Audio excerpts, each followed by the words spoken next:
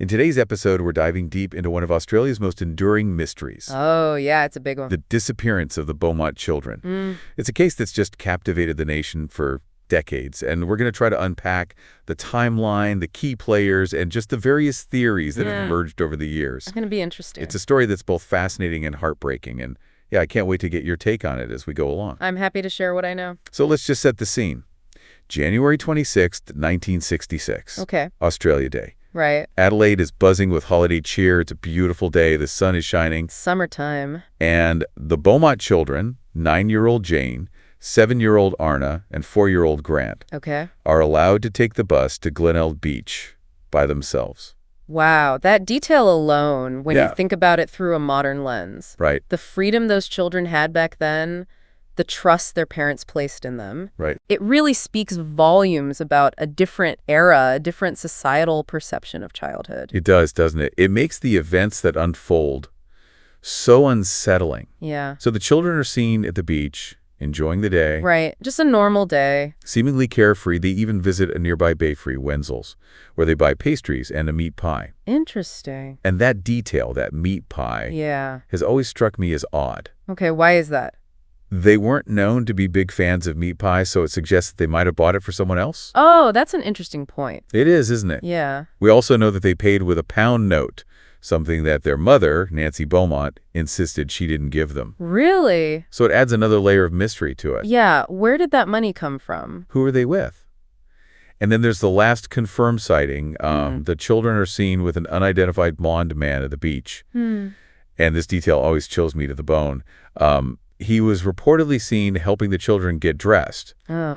Jane was known to be quite shy, so this level of interaction with a stranger just raises all sorts of red flags. It does. It shifts the narrative from a potential accidental disappearance to something far more sinister, doesn't it? It does, yeah. Especially when you connect it with the pound note and the meat pie, it paints a very disturbing picture, doesn't it? Yeah. It wasn't just a friendly stranger offering a hand. It feels like there might have been some deliberate manipulation at play. Yeah, then the clock starts ticking. Oh, no. Nancy Beaumont is expecting the children home on the noon bus, Right. but they're not there. Uh-huh. She retraces their steps, frantically searching the beach, but there's nothing. There's no towels, no toys, not even Jane's beloved copy of Little Women. Oh, wow. By 7:30 that evening, they contact the police, and a massive search operation is launched.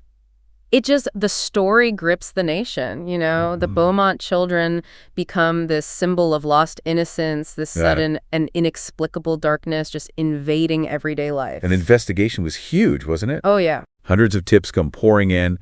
Everyone connection to the family is scrutinized, Uh-huh. but nothing concrete emerges. Wow. The initial thought was that maybe the children had been swept away by the tide, but that was quickly ruled out. Right. There was simply no trace of them. Yeah, it's a classic case of too many leads, too much noise, and just not enough substance. Right. It's like trying to piece together a puzzle, but with half the pieces missing and no picture to guide you. Yeah, and then in the midst of all of this chaos, there's one particularly tantalizing detail. The phone call. Ooh, the phone call. Yeah, a man with a foreign accent calls a local newspaper claiming to have the children and demanding a ransom. Wow. But the call gets cut off before any real information could be exchanged. Oh. And it's never determined if it was a hoax or a genuine lead that went cold. Oh, it's enough to drive you crazy, isn't it? It is all these false trails. Yeah. These glimmers of hope that just lead to more heartbreak. Exactly. And the case takes an even stranger turn Oh. with the arrival of Gerard Croiset. Ah, Chrisette. Now, that's a name that sparks debate even today. Right. Yeah. So this Dutch psychic, known for his supposed abilities to solve crimes, he arrives in Adelaide, promising to find the children. Wow. Okay. So what was it about Croiset that captivated people so much? Right. Was it desperation? It could be, yeah. Were people just so desperate for answers that they were willing to believe anything? It's possible. You know, I think it was more than just desperation, though. Okay. There was this real fascination with the paranormal at that time. Okay. People wanted to believe in something beyond the ordinary.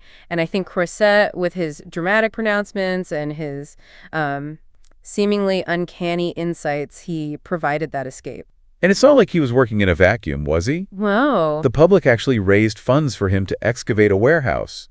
What? Based on one of his visions. It's incredible, isn't it? The sheer power of belief. Yeah. This willingness to invest in the seemingly impossible. Right. And of course, the excavation turned up nothing. Right. Just another dead end, another layer of frustration piled onto this already unbearable situation. It's crazy to think about that warehouse thing, right? It is. It is Digging based on, a like, vision, a have you ever... psychic's vision. And yeah, but that's not even the end of the story, is it? No, not even close. Even with the psychic's involvement, the mystery continued to grip the nation. Right. And then 2 years after the children vanished, the letters arrived. The letter. The letters, oh, that's a whole other rabbit hole. Oh, yeah. I remember reading about those. And just feeling this overwhelming sense of sadness. Of course. For the Beaumont family. Yeah. To think that after 2 years right. of just agonizing silence, they received these messages, right. allegedly from Jane, and a mysterious The Man. The Man, wow. Can you imagine the whirlwind of emotions that they must have gone through? Oh, I can't even imagine. The hope, the fear, the desperate desire to believe that their children were alive and well. Right, right. The letters promised a reunion, even outlining specific instructions for a meeting at a post office in Dandemong. Oh, wow. It's heartbreaking to read about. Yeah. Jim Beaumont, he meticulously followed every instruction, waiting at that post office. His heart must have been pounding with just this mix of hope and dread. Uh-huh. And then nothing. No one shows up. The silence just continues. It's just crushing, It is. It's awful. And then years later, yeah, the devastating revelation that the letters were a hoax. A hoax. A cruel fabrication by a teenager seeking attention. Oh, that adds a layer of almost unbearable cruelty to an already tragic story. Doesn't it? It really does. It makes you wonder, what kind of person would do such a thing? I know. What motivates someone to inflict that kind of pain on a family that's already endured so much? It's a question that's hard to answer. Yeah. Perhaps it's this, twisted need for notoriety. Okay. This desire to insert yourself into a high-profile narrative. Right. But whatever the reason, the impact on the Beaumont family was devastating. It's just this stark reminder of the very real human cost of these kinds of hoaxes. It is. So we've got this baffling disappearance, a psychic wild goose chase, and a cruel hoax. Right. But the Beaumont case isn't an isolated incident, is it? There are these unsettling echoes in other crimes that happened around the same time in Adelaide. You're right. The sources highlight some chilling parallels to the abduction of Joanne Ratcliffe and Kirsty Gordon from the Adelaide Oval in 1973. Right. 2 young girls vanished from a crowded public event. Yeah.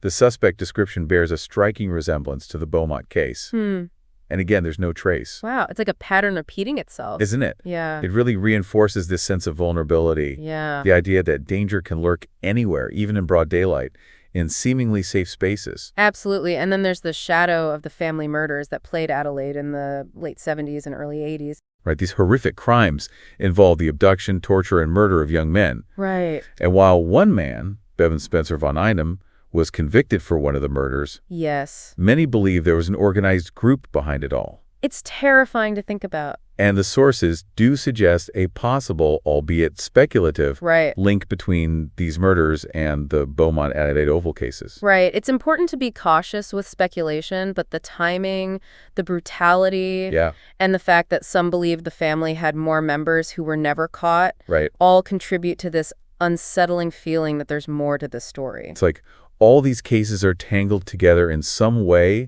but we can't quite see the full picture. Right. And then there's Arthur Stanley Brown. That's where the story takes a truly unexpected turn, right? Yeah, decades after the horrific murders of the McKay sisters in Queensland, a Crime Stoppers segment leads to Brown's arrest. The Brown case is fascinating because it highlights the power of even the smallest tip. It does. Even after decades have passed. It's incredible. It also underscores the persistence of investigators, their refusal to let these cases go cold. That's inspiring in a way, isn't it? It is. It is this dedication to seeking justice, no matter how long it takes. Yeah. But it's also incredibly frustrating knowing that Brown escaped true accountability due to his dementia. Oh, wow. The McKay family finally got answers. Right. But tragically, it came too late. It raises those complex questions about justice delayed or denied. It does. And then the sources throw another curveball. Could Brown be connected to the Beaumont and Adelaide Oval cases? Now, that's a theory that really makes you think. Doesn't it? Yeah. Brown's physical appearance matched some suspect sketches, and he was confirmed to be in Adelaide around the time of the Adelaide Oval abduction. Are these just coincidences? Right. Or is there something more there? It's tempting to connect the dots. Right. Especially with Brown's history of concealing evidence. Right. And his ability to evade detection for so long. But as we've seen with other aspects of this case, coincidence doesn't equate to guilt. Of course. We have to be careful not to get swept up in speculation. Absolutely. But it's hard not to feel a shiver down your spine. I know. When you consider the possibility that Brown's reign of terror might have extended to those other cases. It's chilling. It brings us back to the Beaumont case and the question that's haunted Australia for decades. What happened to those children? Despite decades of investigation, countless theories. $1 million reward? Yeah, and $1 million reward. That question remains unanswered. Yeah. The sources paint a picture of a case riddled with dead ends, false leads, and tantalizing but ultimately unsubstantiated connections. It's like a puzzle with missing pieces, a story with an unfinished ending. And for the Beaumont family, it's a wound that never fully heals. Yeah. A constant ache for answers that may never come. It's tough, to think about that. It is. It's almost like the Beaumont case just becomes this focal point. Right. This vortex that pulls in all these other unsolved crimes and unanswered questions. It does. We discussed Brown, touched upon Von Idem, and the sources even mentioned other potential suspects like James Ryan O'Neill, right. Derek Ernest Percy. Yeah. And then there's the book, The Satin Man, and the allegations against Harry Phipps. Although, as you mentioned, the police don't seem to consider him a serious suspect. Right. It's a lot to take in. It really is. It's easy to get lost in this maze of possibilities. Absolutely. And that's why it's so important to approach all these theories with a critical eye. Right. People crave answers. They want to make sense of the unthinkable. Yeah. And it's easy to get swept up in speculation, especially when a case captures the public imagination the way the Beaumont case has. You're absolutely right. It's like our brains are wired to look for patterns, to connect the dots, even when the evidence is thin. We want to find that solution, right? We do, but we have to keep coming back to the facts. Right. And in the Beaumont case, the facts are frustratingly elusive. Exactly. And it's not just about the facts themselves, but how we interpret them. Right. What might seem like a significant clue to one person could be just a mere coincidence to another. Exactly. Yeah, so where does that leave us? Decades have passed, the trail has gone cold. Right. And yet the Beaumont case continues to fascinate and haunt us. Why do you think this case in particular continues to resonate so strongly with people? I think it's a combination of factors. Okay. The age of the victims, the seemingly ordinary setting, the complete lack of closure, it all feeds into this collective sense of unease. Yeah. It's a reminder that even in the most familiar of places, darkness can lurk. Right. And sometimes the unthinkable can happen, and perhaps on a deeper level, it taps into our primal fears about the safety of our own children. Yeah. The fragility of innocence. It's a sobering thought, isn't it? And it makes me think about the 50th anniversary of the disappearance. Oh, wow. There was renewed interest in the case, a fresh wave of media attention, but ultimately no new breakthroughs. Yeah. It must be incredibly difficult for the Beaumont family to have those old wounds reopened. It must. To have their hopes raised only to be dashed once again. Absolutely. For them, it's not just a cold case. It's a constant gaping wound. Yeah. And while that $1 million reward remains unclaimed, the hope, however faint, still flickers. Yeah. And as we saw with the Arthur Stanley Brown case, sometimes even decades-old secrets can come to light. That's true. It brings us to our final thought, doesn't it? What do we take away from all of this? What's the lasting impact of the Beaumont case? I think the Beaumont case serves as this, potent reminder of the enduring power of mystery, the complexities of human nature, and just the limits of our understanding. Yeah. It's a case that defies easy answers, a case that forces us to confront the uncomfortable truth that sometimes, despite our best efforts, some questions remain unanswered.